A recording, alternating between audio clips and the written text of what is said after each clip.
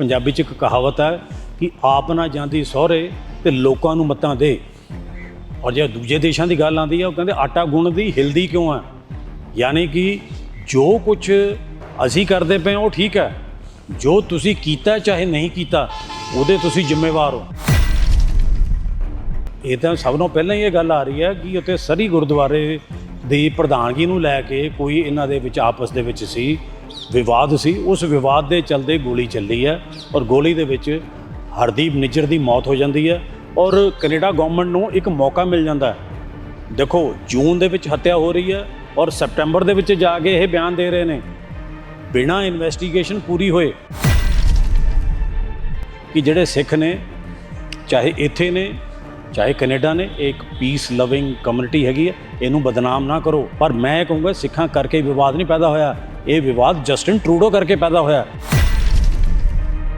हमेशा ही जिहड़ी सिख कौम है ये योद्धियां दी कौम है, इन्हें दूसरियां कौमां लई अपनी इन्हां ने कुर्बानियां दित्तियां हैगियां और हुण मैं कहना इन्हां दी कुर्बानी लित्ती जा रही है। जस्टिन ट्रूडो वालों कुर्बानी इन्हां दी लित्ती जा रही है।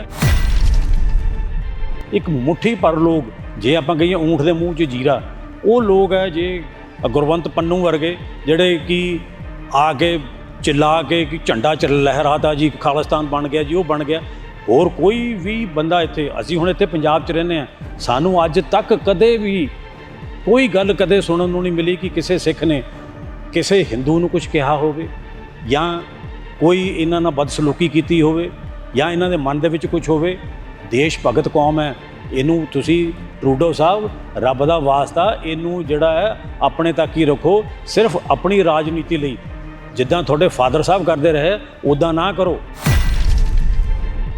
इस विवाद तो पहलां जिहड़ियां एयर कंपनियां सीगियां और खास करके जिहड़ियां इंडिया तो कनेडा जांदियां, टोरंटो जांदियां, वैनकूवर जांदियां, किते भी जांदियां, उन्हां दे रेट सी ने आपां जे कहना आसमान नूं उहदे रेट छू रहे सीगे, वो काम सीगा। हुण 25 ਤੋਂ 30% ਉਹਨਾਂ ਨੂੰ ਲੈਸ ਦੇਣਾ ਪੈ ਰਿਹਾ। ਇਸ ਗੱਲਾਂ ਦਾ ਫਰਕ ਹੋਰ ਅੱਗੇ ਵੀ ਪਵੇਗਾ ਕਿ ਉੱਥੇ ਜਿਹੜੀਆਂ ਯੂਨੀਵਰਸਿਟੀਆਂ ਨੇ ਜਿਨ੍ਹਾਂ ਦੀ ਭਾਰੀ ਭਰਕਮ ਫੀਸ ਹੁੰਦੀ ਸੀਗੀ ਉਹਨਾਂ ਦਾ ਵੀ ਦਿਮਾਗ ਠੀਕ ਹੋਏਗਾ।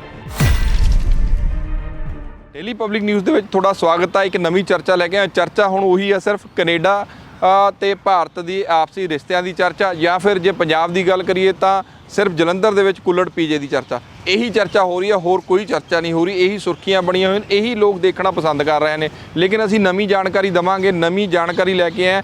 ਕੈਨੇਡਾ ਤੇ ਭਾਰਤ ਦੇ ਖਰਾਬ ਹੋਏ ਰਿਸ਼ਤੇ, ਜਿਹੜੇ ਸੰਬੰਧ ਖਰਾਬ ਹੋ ਰਹੇ ਨੇ, ਉਹਨਾਂ ਦਾ ਅਸਰ ਜਿਹੜਾ ਤੁਹਾਨੂੰ ਦੱਸਿਆ ਸੀ ਵਪਾਰ ਵਰਗ ਤੇ ਤਾਂ ਪੈਣਾ ਹੀ ਪੈਣਾ। ਸਭ ਤੋਂ ਵੱਡਾ ਅਸਰ ਸਾਡੇ ਫਿਊਚਰ ਤੇ, ਸਾਡੇ ਭਵਿੱਖ ਤੇ, ਸਾਡੇ ਬੱਚਿਆਂ 'ਤੇ ਪੈ ਰਿਹਾ। ਜਿਹੜੇ ਬੱਚਿਆਂ ਨੇ +2 ਕਰ ਲਈ ਹੈ ਜਾਂ ਆਈਲੈਟਸ ਦੀ ਤਿਆਰੀ ਕਰ ਰਹੇ ਸੀ, ਉਹਨਾਂ ਨੂੰ ਬੜੀ ਦਿੱਕਤ ਦਾ ਸਾਹਮਣਾ ਕਰਨਾ ਪੈਣਾ ਹੈਗਾ। ਕਿ ਯੂਨੀਵਰਸਿਟੀਆਂ ਵੱਲੋਂ ਵੀ ਕੋਈ ਇਸ ਤਰ੍ਹਾਂ ਦੇ ਜਿਹੜਾ ਇੱਕ ਐਡਵਾਈਜ਼ਰੀ ਵੀ ਜਾਰੀ ਕੀਤੀ ਗਈ ਹੈ, ਅਫੀਸ਼ੀਅਲ ਤੌਰ 'ਤੇ ਤਾਂ ਨਹੀਂ, ਲੇਕਿਨ ਸਾਡੇ ਸੂਤਰਾਂ ਦੇ ਨਾਲ ਪਤਾ ਲੱਗਿਆ ਹੈਗਾ ਵੀ ਉਹ ਬੱਚਿਆਂ ਦੇ ਵੀਜ਼ਾ ਲੱਗਣ 'ਚ ਦੇਰੀ ਹੋ ਸਕਦੀ ਹੈ। ਬੱਚੇ ਬੜੇ ਪਰੇਸ਼ਾਨ ਨੇ ਇਸ ਕਰਕੇ, ਜਿਨ੍ਹਾਂ ਨੇ ਉਹਨਾਂ ਦਾ ਸਾਲ ਖਰਾਬ ਹੋ ਚੁੱਕਿਆ। ਹੋ ਸਕਦਾ ਹੈਗਾ ਜੇਕਰ ਇਸੇ ਤਰ੍ਹਾਂ ਜਿਹੜੇ ਸੰਬੰਧ ਰਹਿੰਦੇ ਨੇ, ਬੇਸ਼ੱਕ ਕੈਨੇਡਾ ਦੇ ਜਿਹੜੇ ਕੌਂਸਲੇਟਸ ਨੇ ਇਹ ਕਹਿ ਰਹੇ ਨੇ ਵੀ ਬਿਲਕੁਲ ਵੀਜ਼ੇ 'ਚ ਕੋਈ ਦਿੱਕਤ ਨਹੀਂ, ਵੀਜ਼ੇ ਲੱਗ ਰਹੇ ਨੇ, ਲੇਕਿਨ ਪਰ ਪਰੇਸ਼ਾਨੀ ਦਾ ਸਾਹਮਣਾ ਕਰਨਾ ਪੈ ਸਕਦਾ ਜਿਸ ਤਰ੍ਹਾਂ ਦੀ ਜਾਣਕਾਰੀ ਆ ਰਹੀ ਆ। ਸਾਡੇ ਨਾਲ ਮਨੀਸ਼ ਛੱਤਰੇ ਸੀਨੀਅਰ ਪੱਤਰਕਾਰ ਨੇ, ਗੱਲ ਕਰਾਂਗੇ ਕੀ ਅਸਰ ਪਊਗਾ ਤੇ ਹੋਰ ਕੀ ਜਿਹੜਾ ਅੱਜ ਵਿਸ਼ੇਸ਼ ਹੈਗਾ। ਕੀ ਕਹਿਣਾ ਚਾਹੁੰਦੇ ਮਨੀਸ਼ ਜੀ, ਕਿੰਨਾ ਕਿ ਜਿਹੜਾ ਵਿਦਿਆਰਥੀਆਂ ਦੇ ਭਵਿੱਖ ਤੇ ਅਸਰ ਪਊਗਾ ਦੋਨਾਂ ਦੇਸ਼ਾਂ ਦੇ ਆਪਸੀ ਸੰਬੰਧ ਜਿਹੜੇ ਇਸ ਟਾਈਮ ਤਲਖੀ ਦੇ ਵਿੱਚ ਨੇ? ਦੇਖੋ ਇਹ ਜਿਹੜੇ ਤਲਖੀ ਦੇ ਉੱਤੇ ਜਿਹੜੇ ਇਹਨਾਂ ਦੋਨਾਂ ਦੇਸ਼ਾਂ ਦੇ ਸੰਬੰਧ ਨੇ, ਉਹਦਾ ਸਿੱਧਾ ਅਸਰ ਕੁਛ ਤਾਂ ਵਪਾਰ ਦੇ ਉੱਤੇ ਪੈ ਰਿਹਾ ਔਰ ਮੈਕਸੀਮਮ ਜਿਹੜਾ ਅਸਰ ਆ ਉਹ ਬੱਚਿਆਂ ਦੇ ਭਵਿੱਖ ਤੇ, ਜਿਹੜੇ ਹੁਣ ਉੱਥੇ ਜਾਣਾ ਚਾਹੁੰਦੇ ਸੀ ਜਾਂ ਜਿਹੜੇ +2 ਕਰ ਚੁੱਕੇ ਨੇ ਜਾਂ ਕਰ ਰਹੇ ਨੇ ਜਾਂ ਜਿਹੜੇ ਕੋਈ ਆਈਲੈਟਸ ਦੀ ਤਿਆਰੀ ਕਰ ਰਹੇ ਸੀ, ਉਹ ਤੇ ਉਹਨਾਂ ਦੇ ਜਿਹੜੇ ਮਾਂ ਪਿਓ ਨੇ ਉਹ ਬੜੀ ਹੁਣ ਦੋ ਚਿੱਤੀ 'ਚ ਪੈ ਗਏ ਨੇ ਕਿ ਕੀ ਕਰੀਏ।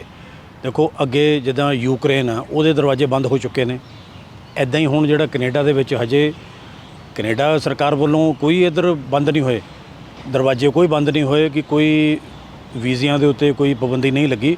ਪਰ ਜਿਹੜੇ ਰਿਸ਼ਤੇ ਤਲਖ ਹੋ ਰਹੇ ਨੇ ਉਹ ਕਿਤੇ ਨਾ ਕਿਤੇ ਜਿਹੜਾ ਸਬਕੌਂਸ਼ੀਅਸ ਮਾਈਂਡ ਆ ਜਿਹੜਾ ਉਹਦੇ ਵਿੱਚ ਬੱਚਿਆਂ ਦੇ ਵਿੱਚ ਤੇ ਉਹਨਾਂ ਦੇ ਮਾਪਿਆਂ ਦੇ ਵਿੱਚ ਸਹਿਮ ਦਾ ਜਿਹੜਾ ਮਾਹੌਲ ਬਣਿਆ ਹੋਇਆ ਇਹ ਜ਼ਰੂਰ ਹੈ। ਤੇ ਜਿਸ ਤਰ੍ਹਾਂ ਅਮਰੀਕ ਜੀ ਇੱਕ ਐਡਵਾਈਜ਼ਰੀ ਵੀ ਆ ਰਹੀ ਹੈ, ਦੇਖ ਰਹੇ ਹਾਂ ਅਸੀਂ ਸੋਸ਼ਲ ਮੀਡੀਆ ਤੇ ਵਾਇਰਲ ਹੋ ਰਹੀ ਹੈ ਵੀ 2024 ਲਈ ਇਹ ਜਿਹੜੀਆਂ ਯੂਨੀਵਰਸਿਟੀਆਂ ਨੇ ਉਹਨਾਂ ਨੂੰ ਕਾਉਂਸਲਿੰਗ ਕਰ ਰਹੀਆਂ ਨੇ ਵੀ 2024 ਦੇ ਵਿੱਚ ਕਿਤੇ ਨਾ ਕਿਤੇ ਵੀਜ਼ਿਆਂ 'ਚ ਦੇਰੀ ਵੀ ਹੋ ਸਕਦਾ ਵੀ ਇਹ ਸੈਸ਼ਨ ਕਿਤੇ ਨਾ ਕਿਤੇ ਰੱਦ ਨਾ ਹੋ ਜਾਵੇ। ਪਰ ਸਭ ਤੋਂ ਵੱਡੀ ਗੱਲ ਇਹ ਵੀ ਹੈਗੀ ਆ ਵੀ ਕੈਨੇਡਾ ਦੀ ਇਕਨੋਮੀ ਅੱਧੀ ਐਜੂਕੇਸ਼ਨ ਤੇ ਖੜੀ ਆ, ਖਾਸ ਕਰ ਗੁਜਰਾਤ ਤੇ ਪੰਜਾਬ ਤੋਂ ਕਾਫੀ ਬੱਚੇ ਜਾਂਦੇ ਨੇ, ਅਰਬਾਂ ਰੁਪਏ ਉੱਧਰ ਜਾਂਦਾ। ਕੀ ਇਹ ਵੀ ਅਸਰ ਪਊਗਾ ਵੀ ਉਹਨਾਂ ਨੂੰ ਬੱਚਿਆਂ ਨੂੰ ਆਹ ਸਾਲ ਖਰਾਬ ਕਰਨਾ ਪੈ ਸਕਦਾ?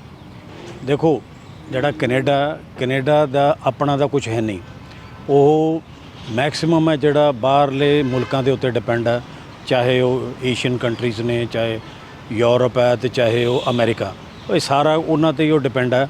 ਔਰ ਮੈਕਸਿਮਮ ਜਿਹੜੇ ਬੱਚੇ ਨੇ ਇੱਥੋਂ ਇੰਡੀਆ 'ਚੋਂ ਖਾਸ ਕਰਕੇ ਪੰਜਾਬ ਅਤੇ ਗੁਜਰਾਤ 'ਚੋਂ ਜਾਂਦੇ ਨੇ।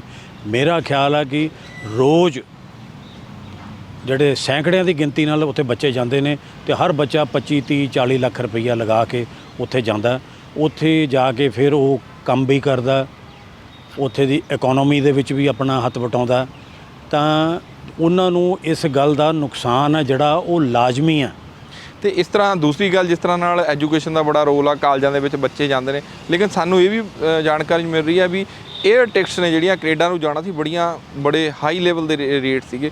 ਹੁਣ ਕੁਝ 에ਅਰ ਟਿਕਟ ਜਿਹੜੇ ਵੇਚਣ ਵਾਲੇ ਵੱਡੀਆਂ ਕੰਪਨੀਆਂ ਨੇ ਜਾਂ 에ਅਰ ਚਲਾਉਣ ਵਾਲੇ ਕੰਪਨੀਆਂ ਨੇ, ਉਹਨਾਂ ਦਾ ਵੀ ਥੋੜ੍ਹਾ ਜਿਹਾ ਦਿਮਾਗ ਸੈੱਟ ਹੋਇਆ ਹੈਗਾ, ਰੇਟ ਘਟੇ। ਬਿਲਕੁਲ ਤੁਸੀਂ ਦਰੁਸਤ ਕਿਹਾ ਕਿ ਜਿਹੜੇ ਪਹਿਲਾਂ ਇਸ ਵਿਵਾਦ ਤੋਂ ਪਹਿਲਾਂ ਜਿਹੜੀਆਂ 에ਅਰ ਕੰਪਨੀਆਂ ਸੀਗੀਆਂ, ਔਰ ਖਾਸ ਕਰਕੇ ਜਿਹੜੀਆਂ ਇੰਡੀਆ ਤੋਂ ਕੈਨੇਡਾ ਜਾਂਦੀਆਂ, ਟੋਰਾਂਟੋ ਜਾਂਦੀਆਂ, ਵੈਨਕੂਵਰ ਜਾਂਦੀਆਂ, ਕਿਤੇ ਵੀ ਜਾਂਦੀਆਂ, ਉਹਨਾਂ ਦੇ ਰੇਟ ਸੀ ਨੇ ਆਪਾਂ ਜੇ ਕਹਿੰਦੇ ਆਸਮਾਨ ਨੂੰ ਉਹਦੇ ਰੇਟ ਛੂਹ ਰਹੇ ਸੀਗੇ, ਉਹ ਕੰਮ ਸੀਗਾ। ਹੁਣ 25 ਤੋਂ 30% ਉਹਨਾਂ ਨੂੰ ਲੈਸ ਦੇਣਾ ਪੈ ਰਿਹਾ ਤਾਂ ਕਿ ਉਹ ਲੁਭਾ ਸਕਣ ਕਿ ਤੁਸੀਂ ਆਓ ਤੇ ਆ ਕੇ ਤੁਸੀਂ ਸਾਡੀਆਂ ਟਿਕਟਾਂ ਖਰੀਦੋ, ਸਾਡੇ ਹਵਾਈ ਜਹਾਜ਼ ਰਾਹੀਂ ਤੁਸੀਂ ਸਫ਼ਰ ਕਰੋ। ਔਰ ਮੈਂ ਕਹਿੰਦਾ ਦੇਖੋ, ਇਸ ਗੱਲਾਂ ਦਾ ਫਰਕ ਹੋਰ ਅੱਗੇ ਵੀ ਪਵੇਗਾ ਕਿ ਉੱਥੇ ਜਿਹੜੀਆਂ ਯੂਨੀਵਰਸਿਟੀਆਂ ਨੇ ਜਿਨ੍ਹਾਂ ਦੀ ਭਾਰੀ ਭਰਕਮ ਫੀਸ ਹੁੰਦੀ ਸੀਗੀ, ਉਹਨਾਂ ਦਾ ਵੀ ਦਿਮਾਗ ਠੀਕ ਹੋਏਗਾ। ਔਰ ਜਿਹੜੇ ਉੱਥੇ ਅਸੀਂ ਜਾਂਦੇ ਸੀਗੇ ਤੇ ਸਾਡੇ ਬੱਚੇ ਜਿਹੜੇ, ਉਹਨਾਂ ਨੂੰ ਕਿਸੇ ਨੂੰ ਕੰਮ ਮਿਲਦਾ ਸੀ, ਕਿਸੇ ਨੂੰ ਨਹੀਂ ਮਿਲਦਾ ਸੀ, ਉਹਨਾਂ ਨੂੰ ਹੁਣ ਕੰਮ ਵੀ ਜਲਦੀ ਉਹਨਾਂ ਨੂੰ ਮਿਲਣ ਦੀ ਆਸ ਜਗ ਗਈ ਹੈ। ਤੇ ਦੂਸਰੀ ਗੱਲ, ਜਿਸ ਤਰ੍ਹਾਂ ਨਾਲ ਵਿਵਾਦ ਦੀ ਗੱਲ ਹੋ ਰਹੀ ਹੈ ਵੀ ਇੱਕ ਜਿਹੜੇ ਹਰਦੀਪ ਸਿੰਘ ਨਿੱਜਰ ਦੀ ਗੱਲ ਆਉਂਦੀ ਹੈ ਵੀ ਉੱਥੇ ਕੈਨੇਡਾ ਦੇ ਵਿੱਚ ਮਾਰ ਦਿੱਤਾ ਗਿਆ ਹੈਗਾ, ਤੇ ਜਿਸ ਦਾ ਇੱਕ ਬੜਾ ਸੰਗਿਆਨ ਲਿਆ, ਬਹੁਤ ਵੱਡਾ ਹੰਗਾਮਾ ਹੋ ਗਿਆ। ਕੈਨੇਡਾ ਦੇ ਵਿੱਚ ਹੋਰ ਵੀ ਰੋਜ਼ ਕਤਲ ਹੋ ਰਹੇ ਨੇ, ਉਹਨਾਂ ਦੀ ਗੱਲ ਤਾਂ ਕਦੇ ਚੱਕੀ ਨਹੀਂ ਜਾਂਦੀ। ਹੋਰ ਬਹੁਤ ਵਿਚਾਰੇ, ਕੋਈ ਸਟੂਡੈਂਟ ਮਰ ਜਾਂਦਾ, ਲੜਾਈ ਕਤਲ ਹੋ ਜਾਂਦੇ, ਉਹਨਾਂ ਦੀਆਂ ਗੱਲਾਂ ਕਿਉਂ ਨਹੀਂ? ਉੱਥੇ ਦੇ ਸਿਟੀਜ਼ਨ ਦੀ ਗੱਲ ਆ, ਕੋਈ ਜਿਹੜੇ ਦੂਸਰੇ ਕਿਸੇ ਦੀ ਮੌਤ ਹੁੰਦੀ ਹੈ ਜਾਂ ਉੱਥੇ ਇੱਕ ਸਟੇਟ ਦੇ ਵਿੱਚ ਬੜਾ ਰੌਲਾ ਹੈਗਾ, ਜਾਂ ਉਹਨਾਂ ਦਾ ਕਿਉਂ ਨਹੀਂ ਚੱਕਦੇ? ਉਹ ਵੀ ਤਾਂ ਹਿਊਮਨ ਬੀਇੰਗ ਨੇ। ਜਿੱਥੇ ਉਹ ਹਿਊਮਨ ਰਾਈਟਸ ਦੇ ਵੱਡੇ ਆਪਣੇ ਗੱਲ ਕਰਦੇ ਨੇ ਵੀ ਅਸੀਂ ਹਿਊਮਨ ਰਾਈਟਸ ਦੀ ਉਲੰਘਣਾ ਨਹੀਂ ਕਰਦੇ, ਉੱਥੇ ਹਿਊਮਨ ਰਾਈਟਸ ਕਿੱਥੇ ਖਤਮ ਹੋ ਜਾਂਦੇ ਨੇ?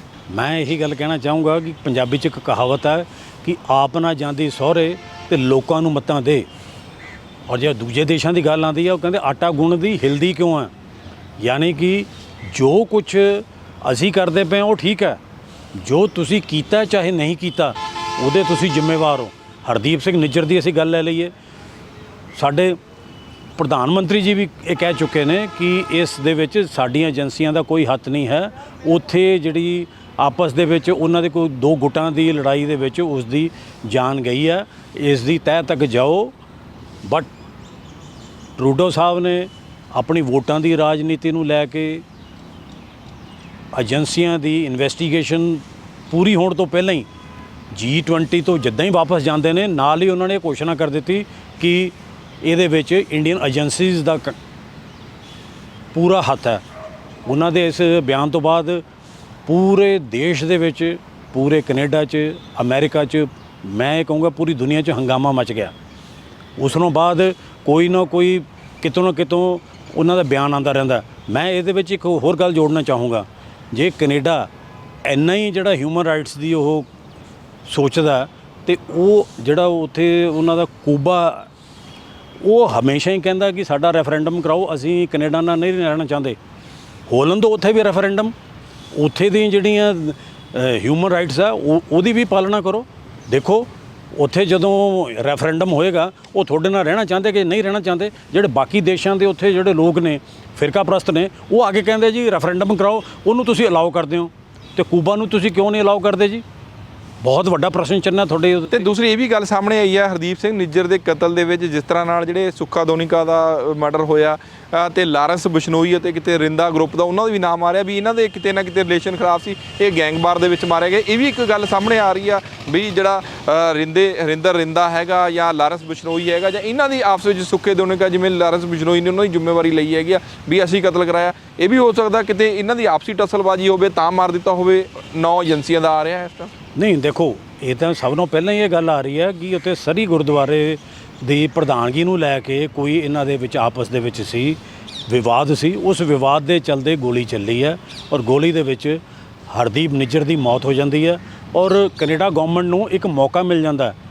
ਦੇਖੋ, ਜੂਨ ਦੇ ਵਿੱਚ ਹੱਤਿਆ ਹੋ ਰਹੀ ਹੈ ਔਰ ਸੈਪਟੈਂਬਰ ਦੇ ਵਿੱਚ ਜਾ ਕੇ ਇਹ ਬਿਆਨ ਦੇ ਰਹੇ ਨੇ ਬਿਨਾਂ ਇਨਵੈਸਟੀਗੇਸ਼ਨ ਪੂਰੀ ਹੋਏ।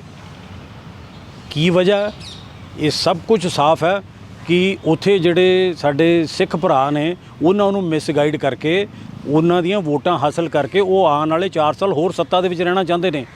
ਮੈਂ ਫਿਰ ਦੁਬਾਰਾ ਇਹ ਕਹੂੰਗਾ ਕਿ ਜਿਹੜੇ ਸਿੱਖ ਨੇ, ਚਾਹੇ ਇੱਥੇ ਨੇ ਚਾਹੇ ਕੈਨੇਡਾ ਨੇ, ਇਹ ਇੱਕ ਪੀਸ ਲਵਿੰਗ ਕਮਿਊਨਿਟੀ ਹੈਗੀ ਹੈ, ਇਹਨੂੰ ਬਦਨਾਮ ਨਾ ਕਰੋ। ਪੂਰੇ ਹਿੰਦੁਸਤਾਨ ਦੇ ਵਿੱਚ ਜਿਹੜੇ ਇੱਥੋਂ ਦੂਰ ਦਰਾਜ ਨੇ ਜਿਨ੍ਹਾਂ ਨੂੰ ਸਿੱਖਾਂ ਦੇ ਇਤਿਹਾਸ ਬਾਰੇ ਨਹੀਂ ਪਤਾ, ਉਹ ਲੋਕ ਤਾਂ ਇਹੀ ਸੋਚਣਗੇ ਨਾ ਕਿ ਸਿੱਖਾਂ ਕਰਕੇ ਇਹ ਸਾਰਾ ਵਿਵਾਦ ਪੈਦਾ ਹੋਇਆ। ਪਰ ਮੈਂ ਕਹੂੰਗਾ ਸਿੱਖਾਂ ਕਰਕੇ ਵਿਵਾਦ ਨਹੀਂ ਪੈਦਾ ਹੋਇਆ, ਇਹ ਵਿਵਾਦ ਜਸਟਿਨ ਟਰੂਡੋ ਕਰਕੇ ਪੈਦਾ ਹੋਇਆ, ਜਸਟਿਨ ਟਰੂਡੋ ਦੇ ਲਾਲਚ ਕਰਕੇ ਪੈਦਾ ਹੋਇਆ। ਉਸਨੇ ਸਿੱਖਾਂ ਨੂੰ ਬਦਨਾਮ ਕਰਨ ਦੀ ਪੂਰੀ ਕੋਸ਼ਿਸ਼ ਕੀਤੀ ਹੈ, ਜਿਹੜਾ ਕਿ ਬੜੇ ਮੰਦਭਾਗਾ। ਇਹ ਇੱਕ ਯੋਧਿਆਂ ਦੀ ਕੌਮ ਆ ਸਿੱਖ, ਜਿਨ੍ਹਾਂ ਦੇ ਮੋਢਿਆਂ ਦੇ ਜਿਹੜਾ ਕਹਿੰਦੇ ਹੁੰਦੇ ਨੇ ਬੰਦੂਕ ਰੱਖ ਕੇ ਚਲਾਈ ਜਾ ਰਹੀ ਹੈ ਟਰੂਡੋ ਵੱਲੋਂ। ਜਸਟਿਨ ਟਰੂਡੋ ਗੋਰਿਆਂ ਵਾਲੀ ਗੱਲ ਕਰ ਰਹੇ ਨਾ। ਦੇਖੋ, ਹਮੇਸ਼ਾ ਹੀ ਜਿਹੜੀ ਸਿੱਖ ਕੌਮ ਹੈ ਇਹ ਯੋਧਿਆਂ ਦੀ ਕੌਮ ਹੈ। ਇਹਨੇ ਦੂਸਰੀਆਂ ਕੌਮਾਂ ਲਈ ਆਪਣੀਆਂ ਇਹਨਾਂ ਨੇ ਕੁਰਬਾਨੀਆਂ ਦਿੱਤੀਆਂ ਹੈਗੀਆਂ ਔਰ ਹੁਣ ਮੈਂ ਕਹਿੰਦਾ ਇਹਨਾਂ ਦੀ ਕੁਰਬਾਨੀ ਲਿੱਤੀ ਜਾ ਰਹੀ ਹੈ। ਜਸਟਿਨ ਟਰੂਡੋ ਵੱਲੋਂ ਕੁਰਬਾਨੀ ਇਹਨਾਂ ਦੀ ਲਿੱਤੀ ਜਾ ਰਹੀ ਹੈ। ਇੱਕ ਮੁੱਠੀ ਭਰ ਲੋਕ, ਜੇ ਆਪਾਂ ਕਹੀਏ ਊਂਠ ਦੇ ਮੂੰਹ 'ਚ ਜੀਰਾ, ਉਹ ਲੋਕ ਹੈ ਜੇ ਗੁਰਵੰਤ ਪੰਨੂ ਵਰਗੇ ਜਿਹੜੇ ਕਿ ਆ ਕੇ ਚਿੱਲਾ ਕੇ ਕਿ ਝੰਡਾ ਲਹਿਰਾਤਾ ਜੀ, ਖਾਲਿਸਤਾਨ ਬਣ ਗਿਆ ਜੀ, ਉਹ ਬਣ ਗਿਆ। ਹੋਰ ਕੋਈ ਵੀ ਬੰਦਾ ਇੱਥੇ, ਅਸੀਂ ਹੁਣ ਇੱਥੇ ਪੰਜਾਬ 'ਚ ਰਹਿੰਦੇ ਹਾਂ, ਸਾਨੂੰ ਅੱਜ ਤੱਕ ਕਦੇ ਵੀ ਕੋਈ ਗੱਲ ਕਦੇ ਸੁਣਨ ਨੂੰ ਨਹੀਂ ਮਿਲੀ ਕਿ ਕਿਸੇ ਸਿੱਖ ਨੇ ਕਿਸੇ ਹਿੰਦੂ ਨੂੰ ਕੁਝ ਕਿਹਾ ਹੋਵੇ ਜਾਂ ਕੋਈ ਇਹਨਾਂ ਨਾਲ ਬਦਸਲੂਕੀ ਕੀਤੀ ਹੋਵੇ ਜਾਂ ਇਹਨਾਂ ਦੇ ਮਨ ਦੇ ਵਿੱਚ ਕੁਝ ਹੋਵੇ। ਦੇਸ਼ ਭਗਤ ਕੌਮ ਹੈ। ਇਹਨੂੰ ਤੁਸੀਂ ਟਰੂਡੋ ਸਾਹਿਬ, ਰੱਬ ਦਾ ਵਾਸਤਾ ਇਹਨੂੰ ਜਿਹੜਾ ਹੈ ਆਪਣੇ ਤੱਕ ਹੀ ਰੱਖੋ। ਸਿਰਫ ਆਪਣੀ ਰਾਜਨੀਤੀ ਲਈ ਜਿੱਦਾਂ ਤੁਹਾਡੇ ਫਾਦਰ ਸਾਹਿਬ ਕਰਦੇ ਰਹੇ ਉੱਦਾਂ ਨਾ ਕਰੋ। ਬਿਲਕੁਲ, ਅਸੀਂ ਗੱਲ ਖਤਮ ਕਰਨ ਲੱਗੇ ਹਾਂ। ਗੱਲ ਚਰਚਾ ਇੱਕ ਹੋਰ ਵੀ ਅੱਜ ਕੁੱਲੜ ਪੀਜੇ ਦੇ ਮਾਮਲੇ 'ਚ ਇੱਕ ਲੜਕੀ ਜਿਹੜੀ ਸੀ ਗ੍ਰਿਫਤਾਰ ਕੀਤੀ, ਉਹਦੇ ਪਰਿਵਾਰ ਵੀ ਸਾਹਮਣੇ ਆਇਆ।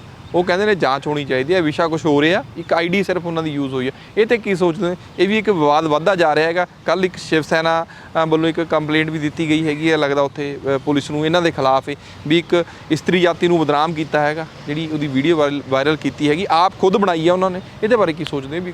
ਦੇਖੋ, ਇਹ ਬੜੀ ਹੀ ਇੱਕ ਮੰਦਭਾਗੀ ਗੱਲ ਜਿਹੜੀ ਹੋਈ ਹੈ ਕਿ ਮੈਂ ਤਾਂ ਬੱਚਾ ਹੀ ਕਹਾਂਗਾ। ਹਜੇ ਉਹਨਾਂ ਨੂੰ ਨਵੀਂ ਉਹਨਾਂ ਦੀ ਸ਼ਾਦੀ ਹੋਈ ਆ, ਉਹਨਾਂ ਨੇ ਆਪਣਾ ਜੀਵਨ ਹਜੇ ਸ਼ੁਰੂ ਹੀ ਕੀਤਾ ਸੀ। ਬੱਚਿਆਂ ਨੇ ਗਲਤੀ ਕਰ ਲਈ, ਪਰ ਉਸ ਗਲਤੀ ਦੀ ਜਿਹੜੀ ਸਜ਼ਾ ਹੈਗੀ ਆ ਉਹ ਲੋਕਾਂ ਨੇ ਦਬਲ ਕੇ ਦਿੱਤੀ ਆ ਉਹਨਾਂ ਨੂੰ। ਜਿਹੜੇ ਸਾਡੇ ਲੋਕ ਨੇ ਉਹਨਾਂ ਨੇ ਦਬਲ ਕੇ ਉਹਨਾਂ ਨੂੰ ਸਜ਼ਾ ਦਿੱਤੀ ਹੈ, ਜਿਹੜਾ ਕਿ ਇੱਕ ਬੜਾ ਵੱਡਾ ਪਾਪ ਹੈ।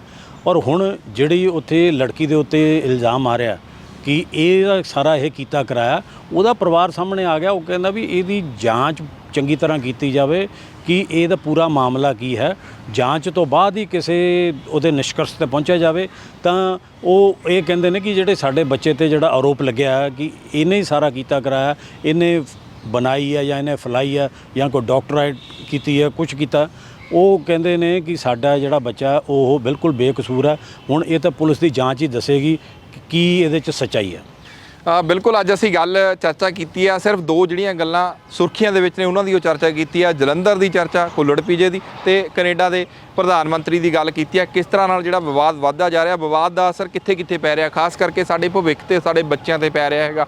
ਬੱਚਿਆਂ ਦੇ ਨਾਲ ਨਾਲ ਜਿਹੜਾ 에ਅਰ ਕੰਪਨੀਆਂ ਦਾ ਇੰਨਾ ਜ਼ਿਆਦਾ ਹੋਇਆ ਸੀਗਾ ਵੀ ਉਹਨਾਂ ਨੂੰ ਫੇਅਰ ਚਾਰਜਸ ਇੰਨੇ ਵਧਾ ਦਿੱਤੇ ਸੀ। ਜੇਕਰ ਕਿਸੇ ਨੇ ਕੈਨੇਡਾ ਜਾਣਾ ਹੁੰਦਾ ਸੀਗਾ ਡਾਇਰੈਕਟ ਫਲਾਈਟ ਬਹੁਤ ਜ਼ਿਆਦਾ ਚਾਰਜ ਸੀ। ਕੈਨੇਡਾ ਜਾਣ ਲਈ ਕਿਰਾਏ ਅੱਧੇ ਕਰਤੇ ਨੇ। ਇੱਕ ਗੱਲੋਂ ਰਿਲੀਫ ਦੀ ਗੱਲ ਵੀ ਹੈ, ਜਿਹੜੇ ਲੋਕ ਜਾਂਦੇ ਰਹਿੰਦੇ ਨੇ ਕਦੇ ਕਦੇ, ਲੇਕਿਨ ਪਰ ਇਸ ਦੇ ਵਿੱਚ ਇਹ ਸੀ 에ਅਰ ਕੰਪਨੀਆਂ ਨੂੰ ਲੱਗਦਾ ਹੁਣ ਆਉਣ ਵਾਲੇ ਸਮੇਂ ਦੇ ਵਿੱਚ ਉਹਨਾਂ ਦੇ ਜਹਾਜ਼ ਖਾਲੀ ਜਾਂਦੇ ਲੱਗਦੇ ਨੇ ਕੈਨੇਡਾ ਨੂੰ, ਇਸ ਕਰਕੇ ਸਫ਼ਰ ਜਿਹੜਾ ਕਿਰਾਇਆ ਘਟਾਇਆ। ਹੁਣ ਦੇਖਦੇ ਹਾਂ, ਨਵੀਂ ਚਰਚਾ ਲੈ ਕੇ ਫਿਰ ਤੁਹਾਡੇ ਨਾਲ ਹਾਜ਼ਰ ਹੋਵਾਂਗੇ। ਹੋਰ ਨਵੀਂ ਚਰਚਾ, ਨਵੀਆਂ ਗੱਲਾਂ ਦੱਸਾਂਗੇ। ਦੇਖਦੇ ਰਹੋ ਡੇਲੀ ਪਬਲਿਕ ਨਿਊਜ਼। ਧੰਨਵਾਦ।